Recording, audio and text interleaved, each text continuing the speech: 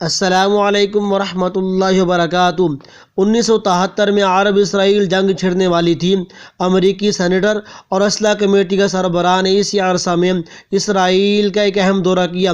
دورے پر آئے امریکی عوامی اسلحہ کے تاجر نے اسرائیلی وزیر اعظم گولڈا مائر سے ملاقات میں اسلحہ فروخت کرنے کی آفر کر دی۔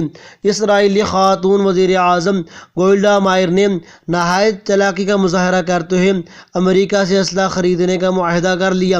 امریکی اسلحہ اسرائیل پہنچنا شروع ہو گیا اور عین اسی دوران عرب اسرائیل جنگ شروع ہو گئی۔ عربوں نے اس جنگ میں اسرائیل سے شکست کھائی۔ جنگ کے بعد کسی نے اسرائیلی خاتون وزیر اعظم سے پوچھا کہ امریکی اسلحہ خریدنے کے لیے آپ کے دل میں کیا حکمت عملی تھی؟ گولڈا مائر نے اس سوال کا جواب ایسا چکا دینے والا دیا جو ہم مسلمانوں کے لیے نہ صرف شرمندگی کا باعث ہے بلکہ اس واقعے سے سبق حاصل کر کے ہم دوبارہ سے اپنا کھویا مقام حاصل کر سکتے ہیں۔ گولڈا مائر کا کہنا تھا کہ میں نے امریکی اسلحہ کی خریداری کے فیصلے کا استدلال اپنے دشمنوں یعنی مسلمانوں کے نبی محمد صلی اللہ علیہ وسلم سے لیا تھا۔ طالب علم کے دور میں مذاہب کا موازنہ میرا پسندیدہ موضوع تھا۔ انہی دنوں میں نے محمد صلی اللہ تعالی علیہ وآلہ وسلم کی سیرت النبی پڑھی۔ اس کتاب میں مصنف نے ایک جگہ لکھا تھا کہ جب محمد صلی اللہ تعالی علیہ وآلہ وسلم کا وصال ہوا تو ان کے گھر میں اتنی رقم نہیں تھی کہ چراغ جلانے کے لیے تیل خریدا جا سکے، لہٰذا ان کی اہلیہ حضرت عائشہ رضی اللہ تعالی عنہا نے ان کی ذرہ بکتر رہن رکھ کر تیل خریدا، لیکن اس وقت بھی محمد صلی اللہ علیہ وسلم کے حجرے کی دیواروں پر 9 تلواریں لٹک رہی تھیں۔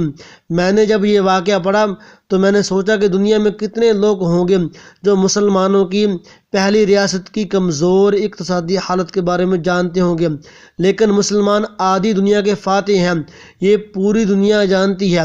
لہٰذا میں نے فیصلہ کیا کہ اگر مجھے اور میری قوم کو برسوں بھوکا رہنا پڑے، پختہ مکانوں کے بجائے خیموں میں زندگی بسر کرنا تو بھی اسلحہ خریدیں گے، خود کو مضبوط ثابت کریں گے اور فاتح کا اعزاز پائیں گے۔